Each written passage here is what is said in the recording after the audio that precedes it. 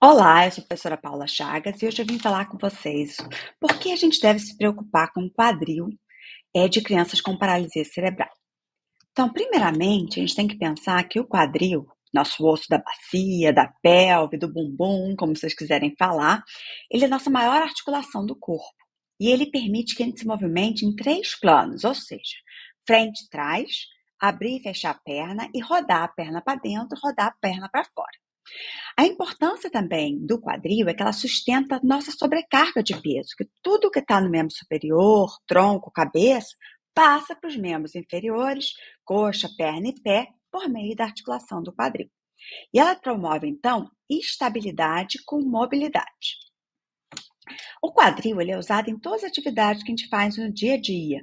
Ele é importante na hora que a gente deita, na hora que a gente senta, na hora que a gente fica de pé, engatinha, corre, anda, pula, para a nossa manutenção da nossa postura de pé em todas as atividades de vida diária. Por que a gente tem que se preocupar com o quadril das crianças com PC? A gente tem alguns fatores de risco que podem levar esse osso do quadril, que é o osso que está aqui encaixado, tá, da coxa, para fora, que é luxar. Primeira coisa, a gente chama de maturidade óssea, ou seja, quando a criança ainda nunca ficou de pé. Então, ela tem um quadril muito parecido com o quadril de uma criança assim que ela nasce. Então, ela persiste com o que a gente chama de padrões fetais, como ela ainda era dentro do útero. E esse quadril em posição fetal, ele tende a ir para fora e para cima, por conta da característica do osso ainda. Outra coisa importante é que as crianças com paralisia cerebral geralmente apresentam atraso para ficar de pé, né? E aí, se elas não forem colocadas de pé pelo fisioterapeuta e pelas famílias, isso pode também comprometer esse alinhamento do osso do quadril. E, por fim, a gente tem os nossos músculos da criança com paralisia cerebral, que são espásticos, mais rígidos, que puxam a perna para dentro em rotação interna e também em flexão, ou seja, para frente, para dentro e rodado para dentro. E aí isso prejudica com que ele tenha um bom alinhamento. Bem, e o que isso traz para a criança? Né? Dor. Em 50% dos casos, as crianças têm dor nessa articulação. A criança senta desalinhada de uma forma inadequada, a gente fala que está sentando torto, prejudica o posicionamento da criança, qualquer postura que ela tiver que adquirir, e dificulta a higiene, troca de fralda, banho, né, cuidar de assaduras, entre outras questões que essa criança pode apresentar. Bem, e aí a gente tem um termo chamado de vigilância do quadril, que é o que? A gente está atento a essa articulação, tá? Isso é importante em todos os níveis de MFCS. Da criança mais leve, que é a de MFCS nível 1, que anda, corre, sobe e desce escada sem apoio, até a criança que a gente fala que ela é um pouco mais grave, porque ela é a criança número 5, né, do nível 5, que ela precisa de ser empurrada na cadeira, ela não consegue sustentar a cabeça. Então, quais são os pontos importantes para a gente ficar atento? A gente abrir a perna menos do que 30 graus. A gente tem que olhar para isso, a gente tem que ter uma abertura da perna para os dois lados de forma igual, né? Se não for igual, isso chama atenção. Se a criança, na hora que você está mexendo na perna dela, reclamar, sentir dor, chorar, fazer careta, isso são sinais que a gente tem que estar atento. Além disso, se esse osso do quadril não sobe ou desce, né? E apresenta o que a gente chama de escoliose, a coluna fica torta. E além disso, se uma perna for menor que a outra. Então, são pontos importantes para a gente ficar atento à articulação do quadril. Bem, como que te acompanha essa vigilância, se estar atento ao quadril? Através do raio-x. Raio-x geralmente é solicitado pelo fisioterapeuta ou pelo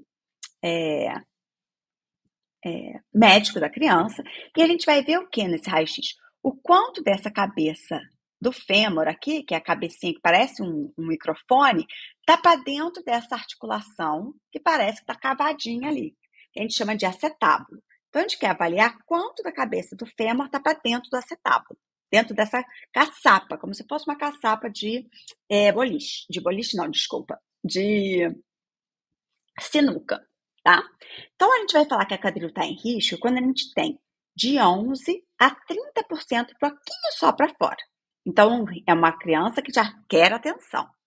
Ele vai estar subluxado quando ele tiver mais do que 31% até 90% para fora. Aí esse já é um quadril que requer muito mais atenção. E se ele sair totalmente para fora, que a gente vai chamar de luxação, com mais de 91%, aí realmente essa criança vai precisar de uma intervenção médica com urgência. Mas a gente quer chamar atenção para a importância da fase de subluxação, que ela já requer uma avaliação fisioterapêutica mais detalhada e um encaminhamento médico. Então vamos lá. Por que é importante então a gente estar vigilante? Essa é uma preocupação brasileira, né? Então a Sociedade Brasileira de Ortopedia Pediátrica publicou agora em julho de 2025 as diretrizes brasileiras da vigilância do quadril na paralisia cerebral. Bem, o que diz esse protocolo? Que a gente deve fazer um raio-x bem posicionado, então que a criança tem que estar deitada, com os dois joelhos para cima, né? E a lombar, a parte de trás das costas bem retinha, não pode estar fora da cama. A gente vai poder medir essa articulação do quadril por meio do índice de Heimers, que eu acabei de explicar para vocês, que é o índice que vai ver se está deslocado, subluxado ou luxado. E também ponto de avaliação clínica, se a criança está com uma abertura de perna diferente um lado de outro, não conseguindo abrir a perna, se a criança está apresentando dor, ou se ela tem alguma discrepância no tamanho das pernas. Bem, o que também é importante a gente considerar nesse protocolo? Que cada nível de MFCS vai ter uma diretriz própria. Então, a criança com GMFCS 1, que é a primeira linha lá de cima, ela vai passar por uma avaliação clínica. Tá? E essa avaliação clínica vai nos dizer se ela precisa ou não de um raio-x. Aos 2 anos de idade ou na idade de diagnóstico, vai repetir aos 3 e aos 5 anos. Se a criança for de MFCS 2, ela vai ter uma avaliação clínica ao diagnóstico, junto com raio-x, ou aos 2 anos de idade, depois aos 3, aos 5, aos 8, aos 10 e na maturidade óssea, que geralmente acontece aos 12 anos de idade. Se a criança for GMFCS 3, ela vai ter uma avaliação clínica detalhada junto com raio-x ao diagnóstico aos 2 anos de idade, depois aos 3, aos 4, aos 5 e depois anualmente até a maturidade óssea. Já a criança GMFCS 4 e 5, ela vai precisar de uma frequência de exames mais curta, principalmente nos primeiros 5 anos de vida. Então, ela vai ter que passar por uma avaliação ao diagnóstico, aos 2 anos de idade, depois repetir o raio-x de 6 em 6 meses, até os 5 anos, 4 anos de idade, depois uma vez por ano até a maturidade óssea.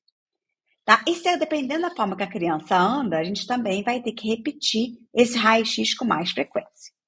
Bem, então eu recomendei para vocês no outro vídeo, né, a utilização desse software, que é um app que a gente baixa no nosso celular, disponível para iOS ou Android, que é o HipScreen, e ele permite que a gente identifique por meio de linhas longitudinais e transversais o quanto do osso do quadril, que é o microfone, está para fora do acetábulo, que é a caçapa. Tá? Então, eu expliquei mais detalhadamente no outro parte do vídeo. Tá? E a única barreira realmente ainda para a implementação desse aplicativo no Brasil é que é só na língua inglesa. Bem, eu estou aqui em nome do Registro Brasileiro de PC, falando um pouquinho da importância de avaliar e estar atento ao quadril de crianças com paralisia cerebral. Qualquer dúvida, por favor, não deixe de entrar em contato comigo. E sempre, na dúvida, fale com o seu médico ou o fisioterapeuta do seu filho. Obrigada.